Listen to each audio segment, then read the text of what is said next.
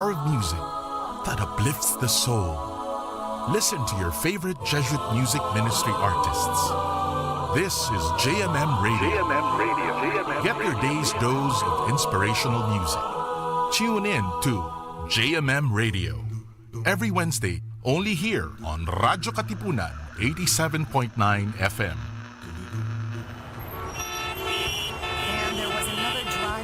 The fire we reported at Moore Fire Hall is still burning out. Do you sometimes feel confused or lost in the complications and complexities of life? Do you feel drained, listless, or exhausted from the daily burdens and responsibilities?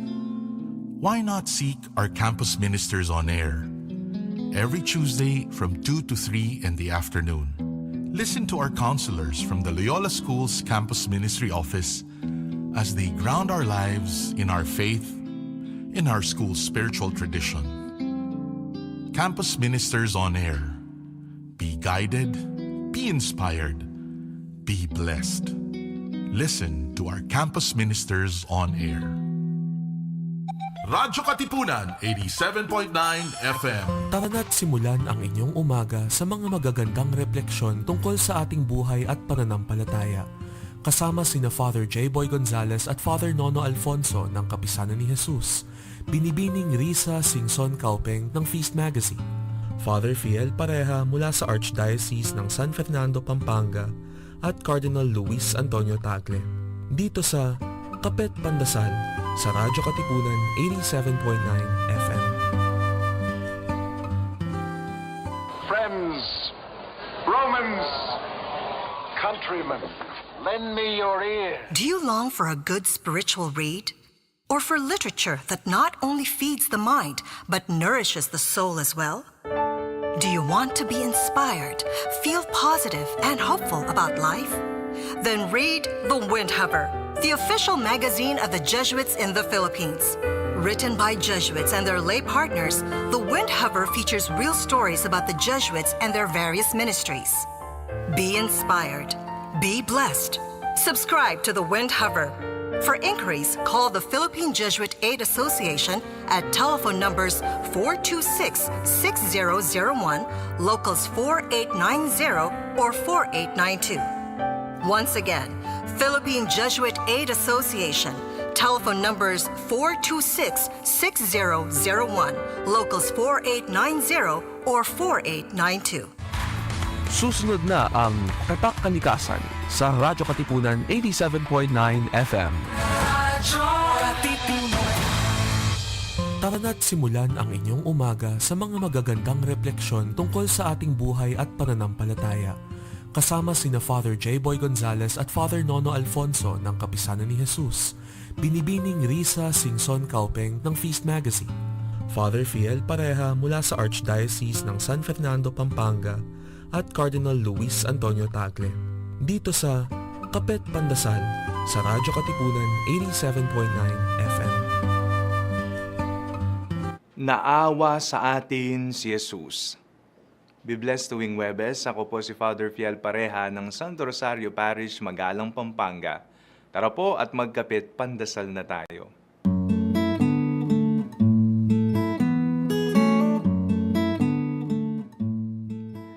Naitanong na ba ninyo sa inyong sarili kung bakit naroroon sa disyerto si Jesus para matukso? Kung bakit kailangan niyang dumaan sa lahat ng pagsubok at kahirapan doon? Kung titingnan natin, parang nakakaawa kung nasaan si Jesus at nakakaawa naman na siya ang nahihirapan. Ngunit sa totoo lamang, si Jesus ang naawa sa atin kaya siya naroroon. Tungkol saan ang lahat ng ginawa at naranasan ni Jesus sa disyerto? It's about His love for us all. It's about God loving us so much that He's willing to endure every form of hardship and human suffering. Isang Panginoong umiibig na kayang tiisin ang lahat ng paghihirap at pasakit ng tao. Isang Diyos na pumasok sa ating pagkatao. As if Jesus is saying to us now, yes, I do understand what you're going through. I really do. Naunawaan kita. Alam ko ang bawat mong pinagdaraanan. Isa itong malalim na uri ng pagmamahal na ginusto ng nagmamahal na maranasan ang ating nararanasan bilang tao, liban sa kasalanan. Ang ating mga suliranin sa buhay, kahinahan, mga problema at sakit upang tayo ay kanyang makasama roon nang sa gayon maihaon niya tayo mula roon. With Jesus, our worries and problems will meet His peace. With Jesus, we'll be strengthened. In Jesus, we can stand and say, malalampasan ko lahat ng mga pagsubok na dumarating sa buhay ko. Ang ating mga problema at kagaya ng isang disyerto, mga disyerto ng buhay na kung saan may paghihirap, gutom, pagkauhaw, mababangis na hayop at pagsubok. But God will meet you in those deserts. God will meet you there and will save you from there. Manalangin tayo. Panginoon, iligtas po ninyo kami sa mga bagay na nagpapalayo sa amin sa iyong pagmamahal. Maraming salamat po sapagkat sinasamahan po ninyo kami sa bawat disyerto ng aming buhay. Amen.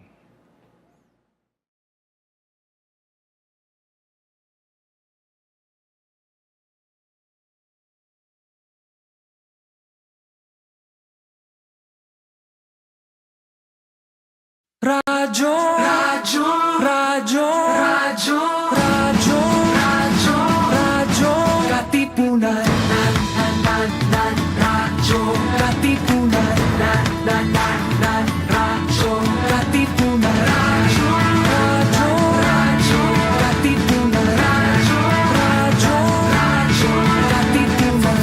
Sa Blue Eagle kami di mapipigil sa pagbabalitang tumpak at tama. Buhay at tenista, sa loob sa labas ng eskwela, ating ibibida lahat ng kwela. Radyo, radyo, radyo, Katipunan, radyo, radyo, radyo, Katipunan,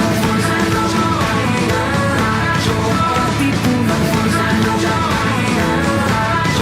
Katipunan. Kawan ni Ignacio, Katipunero, sugod, todo sa kayon, dunong at tulog, lipat na Blue Eagle, kaning giting nagigil, blue and white, one big fight. Radyo, radyo, radyo, Katipunan, radyo, radyo, radyo, Katipunan, radyo, Katipunan, radyo, Katipunan, radyo, radyo, radyo, Katipunan, radyo, Katipunan.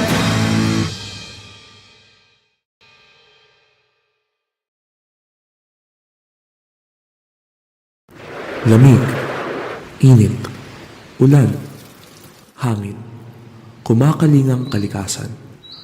Ating alagaan at ingatan. Kumusta na ang ating kalikasan? Pag-usapan natin ang kalagayan ng mundo at kung paano tayo makatutulong sa pagkalinga sa ating tahanan. Kasama sina Father J.M. Manzano ng Kapisanan ni Jesus at si Dr. Abercio V. Rotor. Ito ang Tatakalikasan sa Radyo Katipunan 87.9 FM.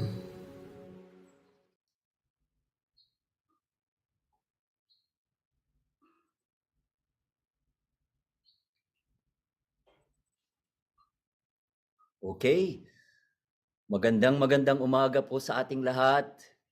Ito na po muli, nagbabalik ang ating programa, Magtaka, Magmasid, Mag-isip. May utak ang kalikasan, Katipunang tahanan, Katipunang Tatakalikasan, Radyo, Tatak. Ito po ang inyong lingkod, Father J.M. Manzano ng Kapisanan ni Jesus. At kasama ko po si O naman si Doc Abe. Ang tawag nila sa akin ay Doc Abe. Salamat at pinabata ninyo ako, Doc Father JM. Dati-dati sabi nila, Lolo Abe. ang bawat isa sa atin ay bata kapag tayo ay malapit sa Diyos at lalong-lalo na kapag tayo ay malapit na malapit sa kalikasan, no? We remain to be young at heart, I believe. Tama yan, Father J. You are young when you are with nature always. That's why we have to keep close to nature all the time. But not only to keep close to nature, alagaan natin ang nature. And sundin natin yung mga natural laws of nature. Ayan. Oo, sinabi mo, Doc Abi, na kailangan nating maging malapit palagi sa kalikasan, Pero that is parang kailangan ba nating maging lumapit sa kalikasan? Pero kung susuriin natin, kung nagmamasid talaga tayo, malapit na malapit tayo sa kalikasan kasi tayo mismo ay parte ng kalikasan. Totoo yun, Father J. In fact, kalikasan starts with us, within us. And there you will find the first element ng kalikasan. That is reverence. Reverence to creation. Reverence to nature. Yan ang kauna-unahang principle. Ang pagrespeto, ang reverensya. Ang reverensya sa Spanish, which basically means respect, pagrespeto. At yan yung ito pa lang yung pangalawang episode ng ating programa na Tatakalikasan. So maraming salamat po sa lahat ng mga tumangkilik, ng mga tinatawag natin, Doc Abi, ang mga tumatangkilik nitong ating programa bilang mga katatak, no? Katatak. Siyempre, dahil ito ay Radyo Katipunan, mga kapwa katipuneros, pero mga katipunerong mga kapwa katatak din natin. At ang tatak na ito ay ang tatak kalikasan. And it is an imprimatur. It is associated with your being a human being. To all the things that you value so much in life. Ayun. So, tatak is both a brand and an identity. Yan. So, we just become more at home with our humanity, di ba, Doc Abe? Yeah. Just become aware, masid, mag-isip, no? Suriin natin ang ating pagkatao at doon makikita natin na mayroon tayong taglay na tatak ng kalikasan. At ito yung naging pangunahin natin na naging topic nung nakaraang linggo. At kasi yung guiding principle ng programang ito ay ang laudatosi, wala nang iba. Na ang ibig sabihin ay praised be to you. Laudatosi mi Signore. Praised be to you, our Creator. At yung kanyang subtitle na ating isinalin sa Tagalog tungkol sa pagkalinga sa katipunang tahanan. On care for the common home. For the common home. On care for the common home. Yan. So katipunang tahanan, a shared home. That is our strength, as a community of the Ateneos and beyond. It's not just our monopoly, but it's a shared home. This entire earth, this entire universe, nag-iisa kumbaga. And that calls for a certain responsibility, yung pagiging responsable to take care of this katipunang tahanan, ang nag-iisang katipunang tahanan. Ngayon nagsimula na tayo ng Holy Week, Father GM. Yes. I-relate natin yung ating topic, ecology. Yan. With the very special time, Yes, the Christian word, which is the Holy Week. So, ang title natin ay Let Us Enhance the Religious Practices Favorable to Health and to the Environment. So, yan ang ating theme ngayong second episode. Let's enhance the religious practices favorable to health and environment.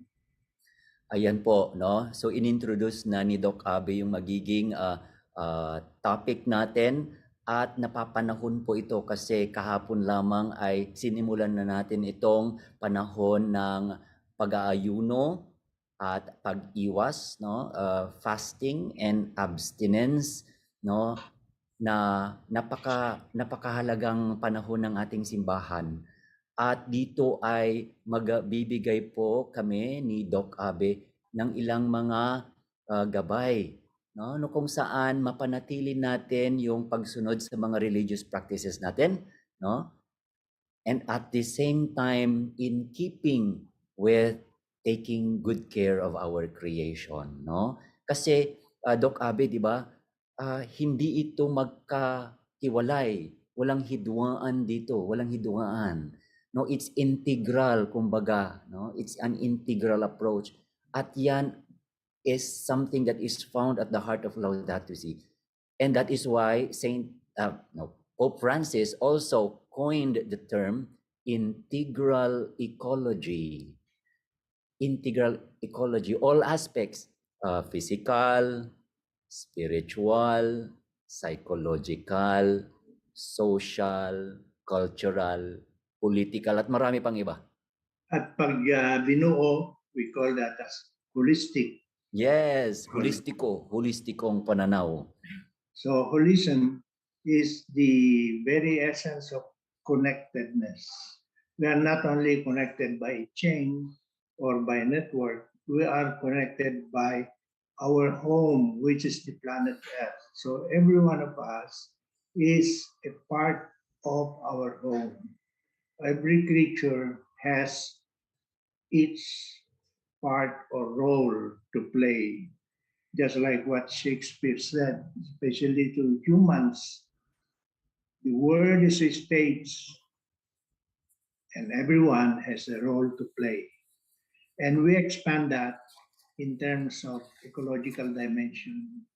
All creatures, great and small, they are all important to ecology. They are all important to our stability. They are all important to our peace, our harmony, our balance, and our joy in our own home, which is planet Earth. So, unahin ko, Father Jen, yung ginagawa ninyo, which is therapy. It helps the mind, body, and spirit to fight tension. And not only to fight tension, but to release the tension and do away with the effects of stress. Because this is a stressful world. We always find ourselves prisoners, so to speak, with our problems, with our concerns, with our ambitions, with people around us. And there must be time to look deep into ourselves, just like what we said kanina. Ecology starts in us, within us. And so, number one is retreat and reflection are very important as therapy. Each one of us and for the whole community. At syempre, no, dahil yan ang aking pangunahing ministro, tagapagbigay ng mga retreats, no, particularly Ignatian Silent Retreat, no, yan yung aking full-time ministry as a Jesuit here in Sacred Heart. At syempre, yan ang pangunahin kong bias, no. Pero number 1 yan sa listahan ni Doc Abe, no. So by the way, Doc Abe, no, sabihin lang natin na makikita nila yung notes ng lahat ng mga tatalakayin natin ngayon sa online, sa blog ni Doc Abe. Ito po ang kanyang blog, yung avrotor.blogspot.com. So, kung hindi man namin matatalakay ang lahat-lahat na kanyang isinulat doon kasi merong 14, no? At number 1 dito yung retreat and reflection as a therapy. So, you will have something there already. No? So you don't have to take down notes, nandoon na po lahat sa kanyang blog ni Doc Abe. So going back to that retreat, no, and reflection, Doc Abe, doon sa Laudato Si, Pope Francis mentions about the value of the Sabbath. Yes. Ang Sabbath, oo, which is the rest the day of rest Yes. sa ating mga kapatid na mga Hudyo. And that is precisely the reason why this is still in keeping with the days of creation. No? There's a day of rest when God Yeah. created everything. And that is why ecological conversion, part of cultivating this one, we need to go to a retreat. Every year, we have already something here in Sacred Heart Retreat House, what we call life retreat, or laudatosi integral faith ecology. That's the acronym for life. Life retreat, laudatosi integral faith ecology retreat, where you could actually have this Sabbath, this day of rest, to be reconnected with nature. And it is true, Father Jeff. Do not overwork. Do not have overtime on weekends na madalas. Have time for reflection, for meditation, which are the two elements of being at peace with yourself. At the end of the French Revolution, there was an attempt to erase the seventh day. So, ibig sabihin, tuloy-tuloy ang trabaho. Hindi nagtagal, ibinalik nila ang seventh day. So, yan na lang nagpapatunay that even revolution cannot erase something that is spiritual, something that will make within us that self in us, because it's only through retreat that you can see within you. Di ba sabi ng The Little Prince by Saint-Exupéry, it is only through the self that you can really know yourself. Okay. Sige, Doc Abe, no? So that's number 1 sa ating listahan, no? By the way, itong mga nandito na tatalakayin namin, no? These are not what we call absolute, no?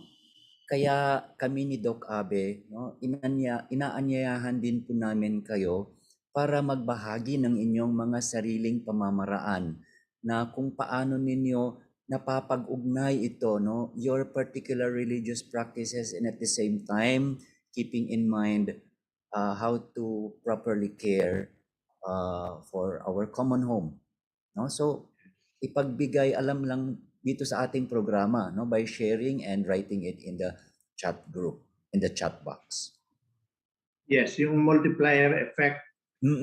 Share with the members of your family, with your community.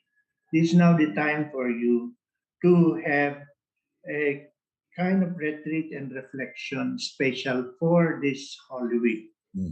Now, yung ikalawa has something to do also with keeping with the special period, and that is abstinence. Abstinence conserves animal population, especially during summer, the lean months, and as a result, we conserve the breeding stocks in order for them to multiply the next season. And for us, I think we need abstinence, Father Jeff. Pag sobra ng kinakain natin, medyo dahan-dahan naman. And you will be surprised, you will be healthier. If you eat less, I mean, for those people who are eating so much. And not only that, yung masyadong mahilig sa karne, matataba at saka spicy. So medyo bawas-bawasan natin dito as a second part of our lesson for this second episode. Doc Abe, no, dagdag ko lang dyan, isang katanungan din sa ating mga taga-subaybay. Alam niyo po ba na kahit yung ating inang kalikasan ay meron siyang rhythm na katulad nito, fasting. At nalaman ko ito noong nandoon po ako sa Bukidnon sa Mindanao. Yung napagtanto ko na bakit ba merong pattern ng El Nino at La Nina, the dry and the wet seasons. At doon, during the lean months, the dry months, no, ito yung panahon para matutulog din yung lupa. Kailangan din niyang magpahinga kasi napagod siya.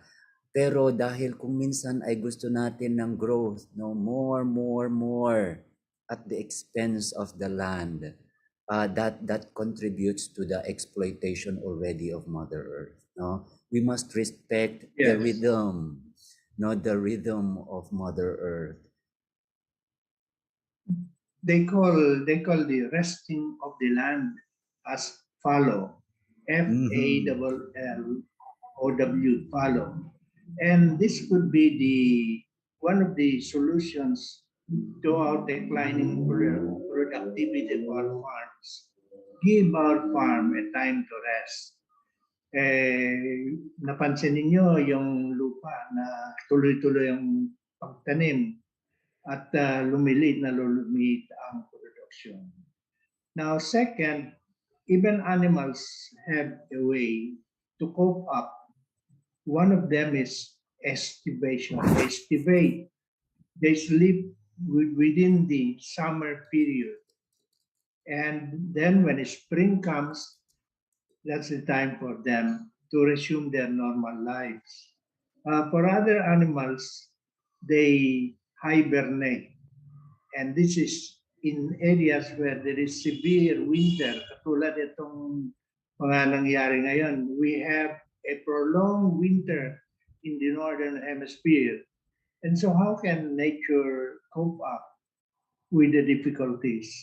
The animals know how to take care of themselves. The seventh day principle through hibernation. And when the temperature comes back normal, then they resume also their normal lives. Ang nakakapagtaka, ang tao kung minsan, wala nang tigil, Father Jeff, trabaho. And isa sa mga payo natin, huwag naman siya. Yung ginagawa nyo, being retreat master, you will find out that many people are longing for that time that they are at peace with themselves, the peace of mind. And for us who are very, very busy, the most precious thing today is rest and silence and privacy. So we advise that dahan-dahan lang, keep pace with nature. Katulad yung sinabi ni Brother Jeff, there is a rhythm of life, and that rhythm of life jives with the rhythm of nature. Spring, then after that comes summer, then autumn, then winter, then back again. And for us, we have the dry season, and then the cool winds from Siberia, you have the Amihan. And then comes the monsoon, and the rains would come, and the mountains and the hills and valleys become green again. And the animals become fat, they multiply. And you see, our cycle as human beings jive with this, pero not always, because we have learned to live in the cities and we are quite far from the natural cycle of life on the countryside. Okay. Yun, no? Sinabi ni Doc Abe, no, about the different, the uniqueness actually ng rhythm natin dito sa tropical countries, no, just like our country, the Philippines. Noong nandun ako sa Thailand, napansin ko na meron silang ibang rhythm pala doon, no? So it's telling us na mayroong kanya-kanyang rhythm sa bawat sulok ng mundo, no? Sa mga lugar na mayroong 4 seasons, iba din yung rhythm nila doon. Doon sa polar areas, no? Iba rin yung rhythm nila doon. Kaya nga yung mga bears, no, they have this hibernation, no? 6 months of sleeping. 6 months of sleeping. At dito sa ating bansa, no, meron din yung rhythm natin na kailangan nating respetuhin, no? At it goes with it a biodiversity, di ba, Doc Abe? It goes with it a biodiversity. Meron yung mga tanim na na likas na tumutubo sa ating lugar kasi nga it jives with the rhythm that is specific to a particular Yes, place. it's very true. That's why, pagdating ng first rain ng Mayo, then by June, nandyan na yung wild food plants mula sa saluyot hanggang sa malunggay, and then palunay, and many others. Name it, and you can have your vegetables. Sometimes they call it wild vegetables, but we do not call them as wild vegetables. They are nature's vegetables on the field. And what a joy to find them and to serve them on the table. So the joys of life, Father J, may be small, but there is no such small that you cannot enjoy. In the same way that when you do a good thing, nothing so small that you miss it. You must admit that it is part of our blessings. It is part of God's gift to us. Okay, so patuloy tayo, Doc Abe, no? Number 3 na tayo. Number 3 na tayo. Ito may kaugnayan sa hindi lang ritual ito, but it is also sanitation. Di ba, Father JM, nung COVID, ang isa sa mga recommendations ay sanitation, washing your hands properly, and getting rid of germs and preventing their spread. You see, when you become a source of a disease, ang feeling mo is parang baliktad yata eh. Instead of healing somebody through your own doings, yung ginagawa mo, ay ikaw pa nakakahawa. That's why yung washing of the feet is very important. It is not only symbolic. In other religions, this is quite more pronounced, but in gone to many places where sanitation, washing of hands and feet are not only ritual, but they are part of everyday life. Then we can go to number 4. Medyo nabawasan na ito, Father. Yeah. Mm-hmm. Yung dipping of your fingers sa holy water bowl sa simbahan. Hindi na masyadong pinapractice ito. And some even wash their hands and face with the water. Please do not do that. There are many things that may endanger our health because the water may be polluted. Then number 5, in taking Holy Communion, never use your tongue. Tulad nung parang namin, nung bata kami. But this time, use your palm. And this is safer to prevent the spread of diseases. In the same way that holding hands in prayer is discouraged for health and sanitation and for keeping one's privacy in reverence. Di ba dati yung mama namin, nag-holding hands tayo. So medyo this is no longer popular. In the church, nakikita ko, bihira na yung nag-holding hands and pray. And then the next one is kissing icons is likewise discouraged for the same reason. And wiping holy objects with handkerchief will only pick up germs. Now, these are things sunod-sunod na nabanggit ko that we should try as much as possible to avoid. Okay? Okay.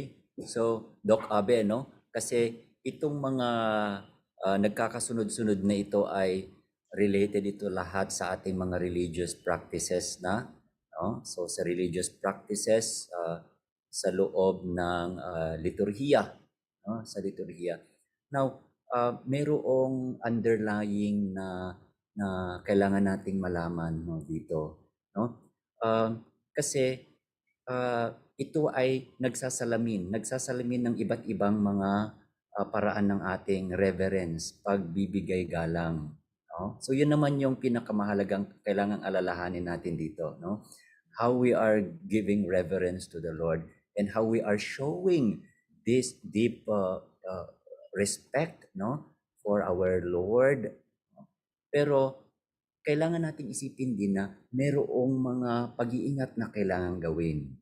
Merong mga pag-iingat kasi um, makakatanggap tayo, no? But at the same time, if we are going to endanger ourselves, no, receiving something, parang mayroong may hidwaan doon, may hidwaan, no? No, and talking about no, this element of receiving yung biyaya, yung paggaling, but at the same time may nasasakripisyo. Halimbawa, no, spiritually nakakatanggap tayo ng biyaya, but physically we are endangering ourselves. So kailangan ng integral doon, pagtingin, no, na pagsisikap. Yes. Katulad itong, di ba ugali ng iba, they walk on their knees to the altar. Biro nyo, ang haba yung distance ng entrance of the church to the altar at lalakarin mo yun sa pamamagitan ng tuhod. Nako, Father GM, sabi nila, kaya ko ito, hindi sa kaya. But you have to protect your knees. When you grow older, you will find out that sisingilin ka rin doon sa kneecap, tendons na nahirapan. Another one is paying last respect to the dead na hinahawakan, hinahalikan. Remember that there are cases sa mga binubuksan nila, saying goodbye, and only to find out that could result to the transmission of a deadly disease. Now, another one is removing shoes before entering a house of worship. This may not be very strict in the Catholic churches, but again, this is helpful in preventing diseases, especially those that can be transmitted by our shoes. And then, meron yung ginagamit na incense smoke. It has a pleasant and calming effect to the faithful. Marami pa rin gumagamit pa din, di ba? Yung insenso. Tama, no? So kabilang yan doon sa mga practices, no, sa liturgy. At meron na syempre yung mga commercialized na lighting, burning of incense, no?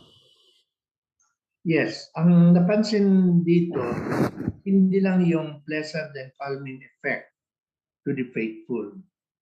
Pero may study that incense can reduce the population of bacteria in the air. And in one study, maabot ng halos patay yung infectious bacteria that can be carried on the air. So while we are in favor for this, huwag naman masyadong lakasan o damihan ito. It has also some harmful effect to the body, especially those who have respiratory difficulties. Then another one is religion. In some religion, pork is banned. Pork is the carrier of non-parasites like tapeworm, hookworm, ascaris. Well, we are not saying wag na kayo kakain ng pork, pero isipin natin that maybe we can reduce our consumption of such possible carriers of parasites.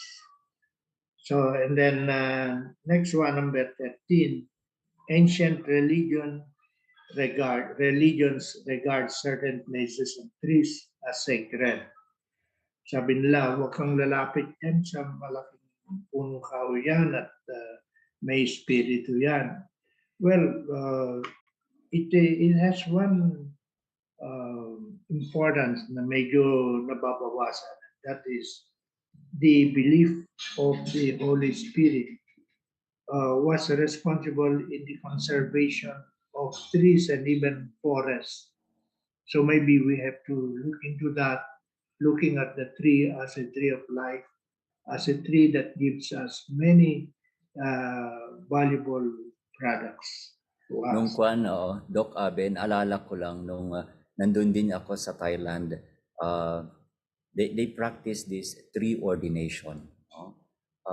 Among the Buddhists, no, they ordain, no, they ordain a tree and consecrate it. Ibig sabihin na once it has been ordained, it can no longer be cut down or at least kasi nga it's consecrated. You know, they put this cloth around a tree after it has been ordained. You know? And I found that as a very reverent way of approaching these trees. Yes, yes. And in Vietnam, in Ho Chi Minh City, you will find doon sa mismong center yung mga heritage trees despite na ilan years ng gera doon sa Vietnam. The trees still stand. They're very high, very, very strong, very healthy.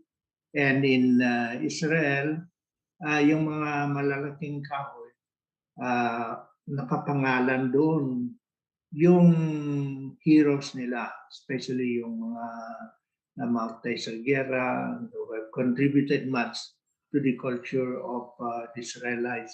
So, ang punong kahoy ngayon becomes, yung nabanggit ninyo, Father James, they should not and cannot be cut anymore kasi sacred na sila.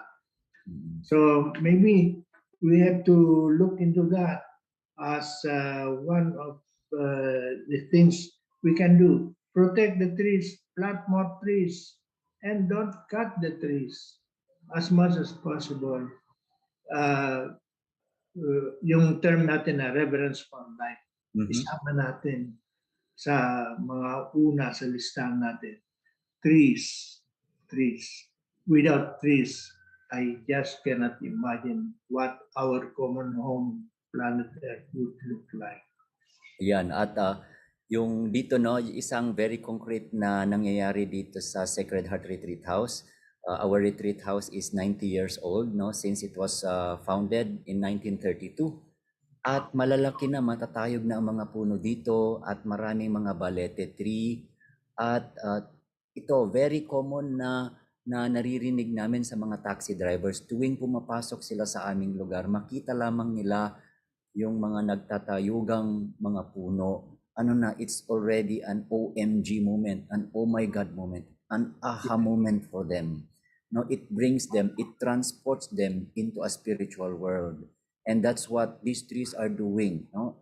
It gives us already that parang Sabbath experience, no? The Sabbath experience, the rest that we need, no? Yes, Father Jan.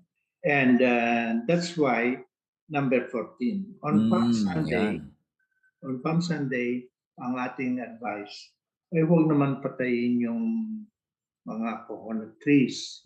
Actually, hindi naman pinapatay, pero if you get yung ubod, you will get the young leaves. And so many leaves from one tree, the tree may die. And if that tree, the coconut tree, doesn't die, it will take 2 years to recover. So nakakawa yung farmer at sa kapamilya niya na umaasa lang doon sa bunga ng coconut. And all for the palaspas. Then ating payo ay huwag naman gumamit ng ecologically endangered and threatened plants. Meron naman, di ba Father JM, yung buri, anahaw, at saka yung oliva, it's a threatened list na. Samantala, we can have non-farm plants like bamboo, ground orchid, then fern, then palmera, MacArthur palm, areca or betel nut, bunga de hulo, and many other trees which are not facing extinction. So, ito yung isang payo natin. So, may picture dito, yung nabanggit ni Father Jeff. If you open abrotor.blogspot.com, then you will see in this article na ginagamit namin ngayon ni Father, yung lavish na pag-display ng palaspas on Palm Sunday. Kung naman, let us be prudent and let us protect the plants. Kung maaari tayong magtanim on Palm Sunday, magtanim tayo ng 3 seedlings, mas maganda pa. And that would give us that feeling na hindi lang ginamit natin on one occasion, pero we look ahead to see that plant growing in and year out. Every Palm Sunday, sabi natin, wait, we are last year, 2 years na malaki na, and all of those. Father, yeah. Yan, oo. So napakagandang paalala ito para sa aming mga pare din, Doc Abe, no? Kasi para makita yung mga consequences, no? Ngayon ay isang pagmumulat ito na mayroong mga alternatibo, may mga alternatives para mapangalagaan natin yung integration ng our religious practices, no? At ang pangangalaga ng ating kalikasan. Kasi meron naman marami namang mga alternatibo, no? Kaya siyempre walang perpektong pamamaraan. Kaya nga pinag-alayan tayo, na biniyayaan tayo ng angking talino. At ang angking talino ay hindi lamang monopoly ng mga tao, merong angking talino din ng kalikasan, no? Yes. Kaya doon. Yes, Father Jeff. So, review and summary, yung natalakay na natin, in any order na, yung Palm Sunday trees are stripped of their buds, leaves, and stem.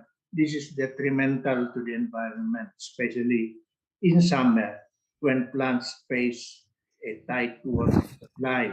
So, as much as possible, huwag naman natin sirain yung coconut, plants that are being endangered just for our palaspas. Then second is fasting is cleansing. It also helps the body stop the accumulation of unwanted substances like cholesterol and allows the body to eliminate toxic materials. And then number 3, which was number 1 kanina, retreat and reflection is not only therapy, it is prayer. It helps the mind, the body, and the spirit to release tension and do away with the effects of stress. Alam mo, Father Jem, once you are at peace with yourself, ang sarap ang magdasal. Parang yung connection mo sa divine, your divine connection is so spontaneous that it becomes part of everyday life. Lahat mga ginagawa mo, lahat mga even yung kapaligiran mo, yung tao around you, that connectedness is spreads out. Just like happiness, no? When you divide happiness by sharing, divide happiness by sharing. Ganon din ang effects ng retreat and reflection. Then meron ako, Doc Abe, meron akong inspired quote, no, from Saint Jerome. Kung sinabi ni Saint Jerome, no, ignorance of the scriptures is ignorance of Christ. And it's the same. Ignorance of creation is ignorance of the Creator. Ignorance of creation is ignorance of the Creator. Ibig sabihin, hindi mo kilala o hindi mo kinikilala ang Diyos na gumawa lahat niyan. Magaling si Father Jerome. one time, sabi niya, nakipag-usap kay Baby Jesus. I have given everything to you. So sinabi niya yung goodness niya, yung prayerful niya, and all of those. Sabi ni Child Jesus sa kanya, no, Jerome, you haven't given me the best thing. So, no, I have given you everything. I have given you everything. Inuulit-ulit niya. Sabi ni Child Jesus sa kanya, no, you have not given me your sins. Doon umiyak, and that was the point na he became a very good, a holy man when he admitted his own sins. Alam mo, Father Jeff, pinakamahirap yata na acceptin yung kasalanan mo. So, reflecting on ecology, when you cut down a tree, when you destroy a land, subject this to erosion, at hindi mo ina-admit na kasalanan mo yun, you are like a man, like Father Jerome, talking to the Creator. And once na in-admit mo na kasalanan mo yun, that's the time that you are close to Him, you are close to the Creator. And what will be the next thing that you will do? You will try not only to honor, but to do next time the better action, maybe planting some trees, protecting the forest, and many others. Doon sa aking humili kahapon, Doc Abe, no, ako yung nagmisa to celebrate Ash Wednesday. At yung aking pangunahing imahe ay yung yung perlas. Alam niyo po ba na ang perlas, paano na ginagawa ang perlas, no? Yes. At saan ito nanggagaling? Ito ay nanggagaling sa mga talaba, oysters.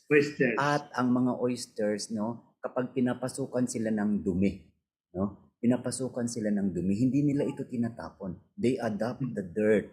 At ito na yung pinapalibutan nila ng tinatawag na nacre, this fluid that brings its pearly coating.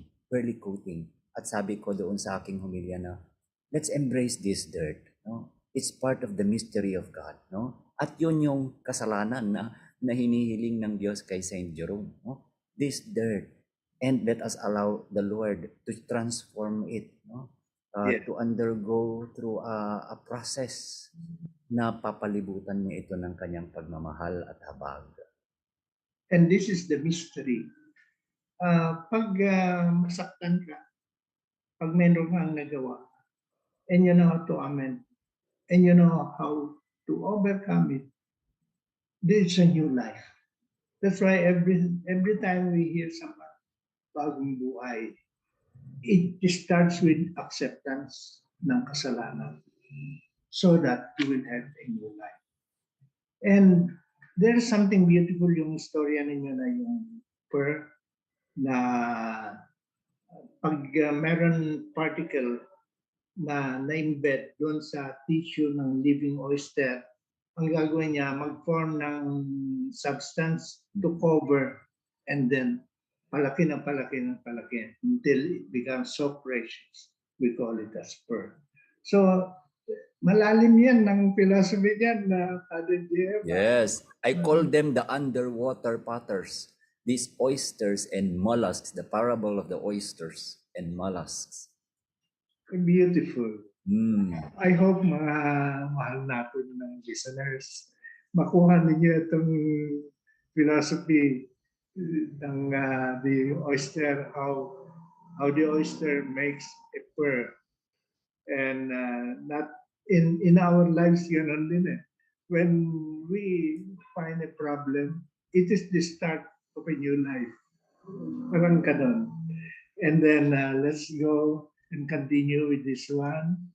Kissing and touching the dead, wag na, iwasan natin, lalo yung COVID, yung Ebola, and then receiving communion with the palm, yes, and then communal holy water, minsan, yung namamahala, palitan naman, at gawin na lang na running holy water. Maybe bigyan natin ng assignment, Father JM, sila, Yan, oo. natin. Mhm. How do you classify the viewing the bright light and even the sun to witness a miracle? Diba, ago, nangyari yun, no? Yan, nandun ako, Yung sun. Doc Abe, oo. Noong bata pa ako, nandun, pumunta din ako doon sa Agoo. At talagang sinikap kong talagang tignan ng diretso yung araw. Siyempre, mabuti na lang at hindi masyadong matagal kasi baka bulag na ako ngayon. Oh, I was in elementary at that time. And that is even worse than a laser beam, ano? Kasi matagal ang tinititigan. So, iwasan natin yan.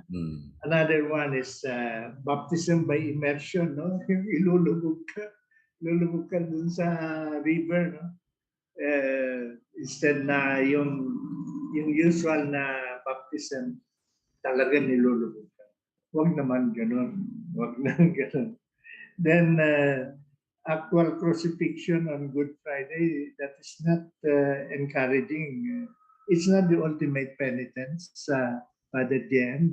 Pag nagpapako ka sa krus, that's not the ultimate penitence. There are many ways to have your penitence and even more useful na pamamaraan that can help other people. Then joining a huge religious assembly like the Black Nazarene, okay lang yan, pero ingat lang. And then yung excesses niyan, yung effort ninyo and all of those, ipamahagi na lang sa family, ipamahagi na lang sa other projects.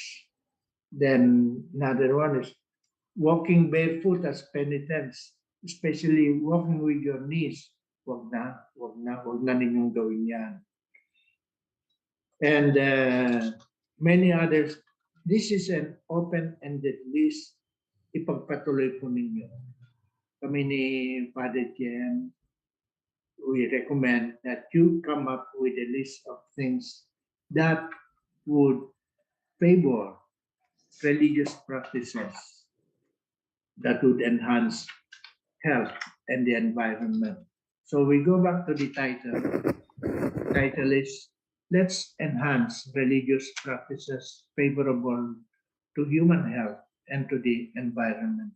Hindi namin natalakay lahat, but it is sufficient for us to cover a subject matter for you to continue, for you to share with the members of your family, with the community, with your school.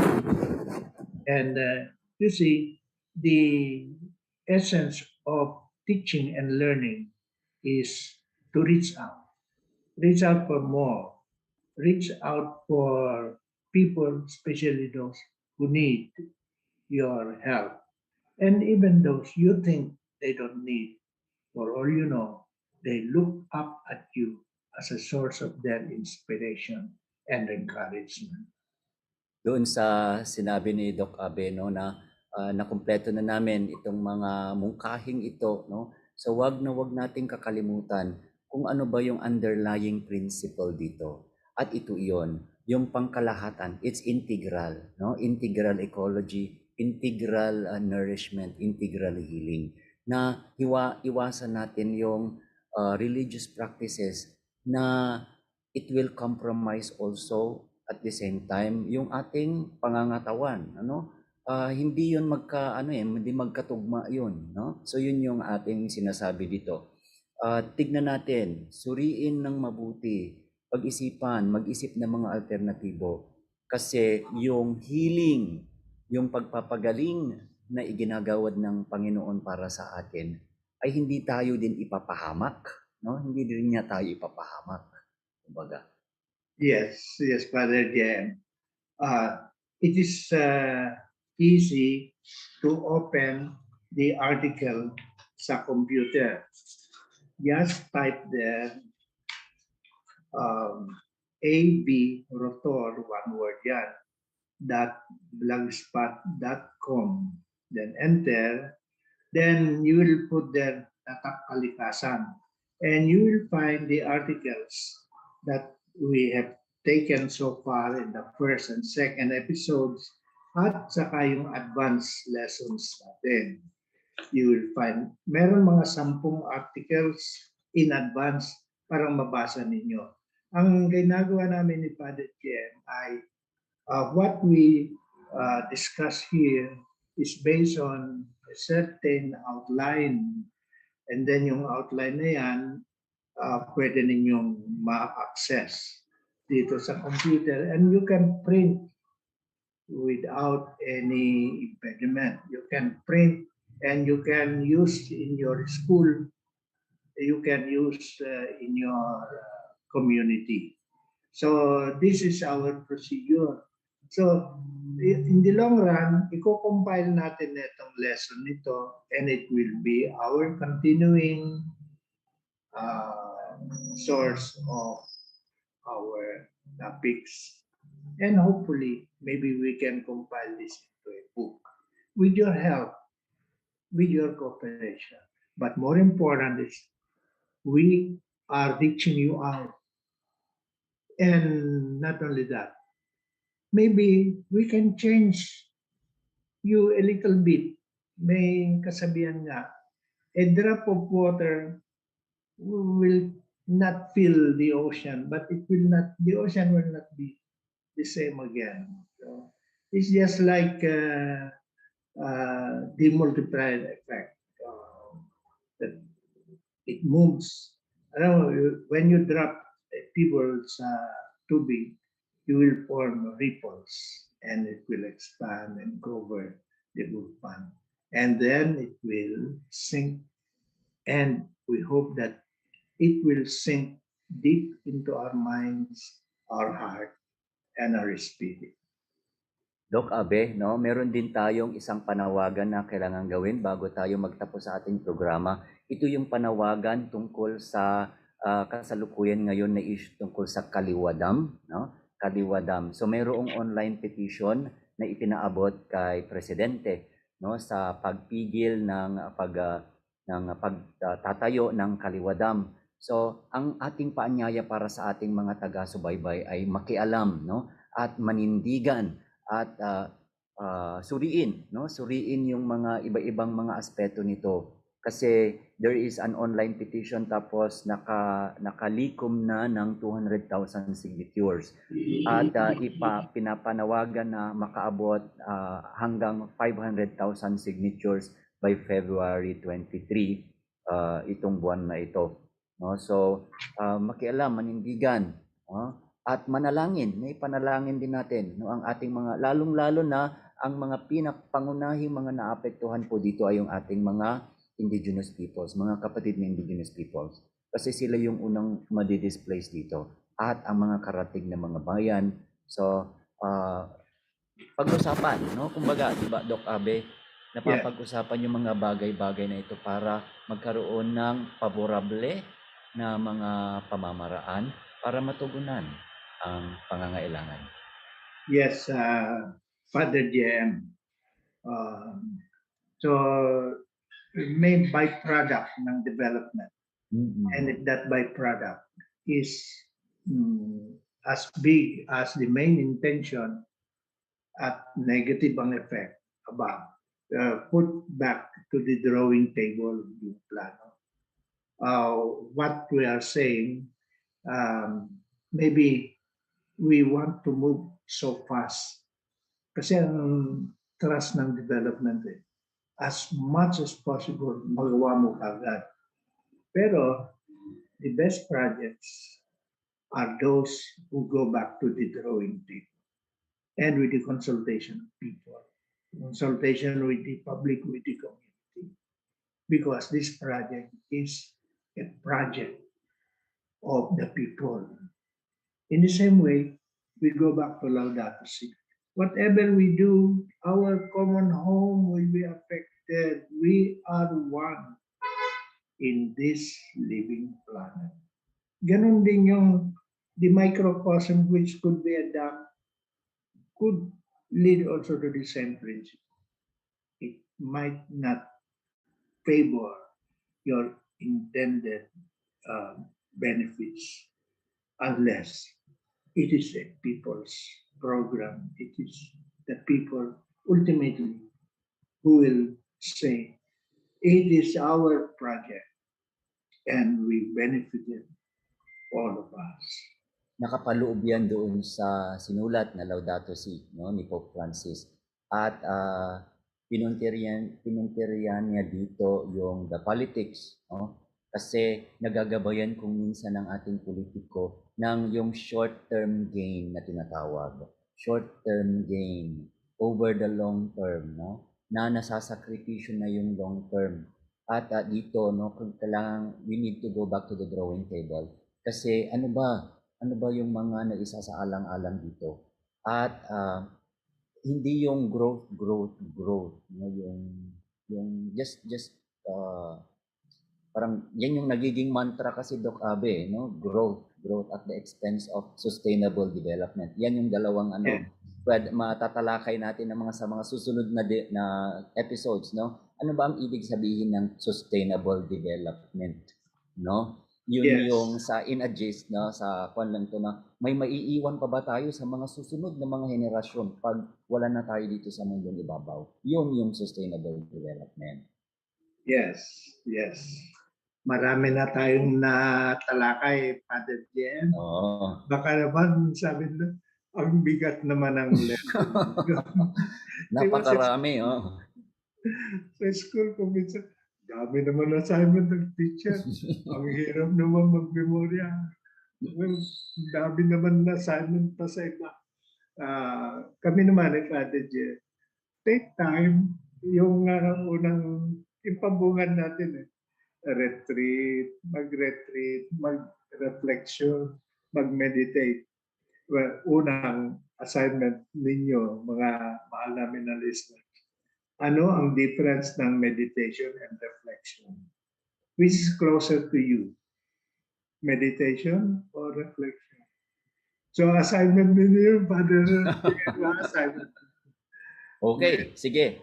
So, eto na po, no? So, isa na naman pong oras ng makabuluhan nating pag-uusap, pagtalakay sa kung paano natin mapapangalagaan ang ating katipunang tahanan, no? Sa gabay ng Laudato Si na sinulat ni Pope Francis. So ito po muli, ako si Father J.M. Manzano, nagpapasalamat sa inyo hanggang sa muli nating pakikinig at panonood. At ang kasama ko po, ako naman si Abe Valdez Rotor. Kaabe. Pero gusto ko yung tawag ni Father Jem sa akin. Doc Abe.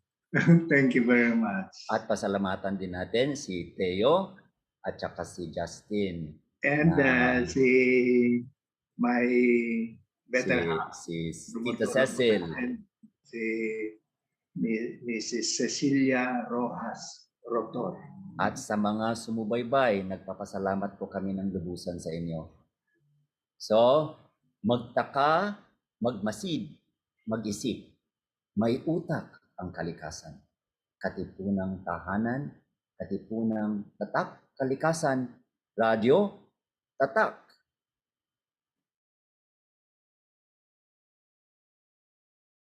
Lamig, init, ulan, hangin, kumakalingang kalikasan. Ating alagaan at ingatan. Kumusta na ang ating kalikasan? Pag-usapan natin ang kalagayan ng mundo at kung paano tayo makatutulong sa pagkalinga sa ating tahanan. Kasama sina Father J.M. Manzano ng Kapisanan ni Jesus at si Dr. Abencio V. Rotor. Ito ang Tatakalikasan sa Radyo Katipunan 87.9 FM.